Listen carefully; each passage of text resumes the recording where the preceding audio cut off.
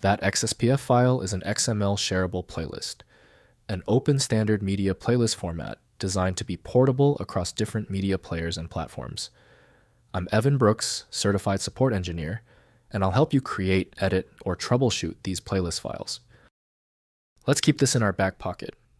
I have a specialized, rarely known method for opening XSPF files when conventional applications give up. Here's a hint. Our ultimate backup plan is listed below. XSPF files are XML-based playlist files following the XML shareable playlist format open standard. They contain ordered lists of media resource URIs with optional metadata, including track titles, artists, album names, and duration information for portable media playlist sharing. XSPF files use well-formed XML with a playlist root element containing track list and track child elements. Each track specifies a location URI and optional metadata fields, including title creator, album duration, and annotation. The format supports both local and remote media references.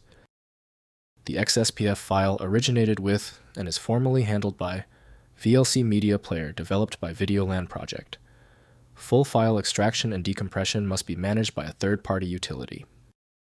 Windows can launch what a shortcut points to, but only if the target file is reachable. Let's address the application conflict directly.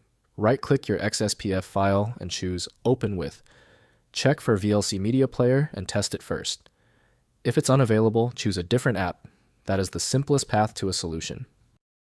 If your XSPF file is not opening yet, that is normal. We need to act fast after that failed attempt. Let's transition immediately into these 3 crucial steps for error isolation. First, opening the playlist. Open VLC Media Player and drag the XSPF file onto the player window or use Media, then open File to load the playlist. VLC provides native XSPF support and will populate the playlist panel with all referenced media entries for sequential playback. Next, editing the playlist. Open the XSPF file in any text editor or XML editor to manually add, remove, or reorder tracks. Modify the location elements to update file paths and edit metadata fields such as title and creator. Save the file and reload in your media player to apply changes. Finally, converting to M3U. Open the XSPF playlist in VLC and navigate to Media, then save playlist to File.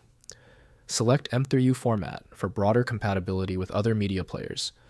Alternatively, use an online XSPF to M3U converter or write a simple script to extract location URLs into M3U format.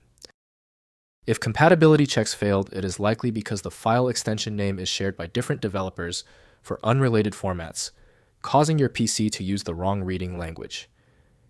You may find success with a solution built on independent file logic that aims to read the file header at the byte level to identify the format, regardless of its current label. When even the specialized programs couldn't crack the file, the issue is beyond simple fixes. FileMagick is the next step, a powerful universal program designed to read the hundreds of formats that frustrate Windows. Find it at filemagick.com.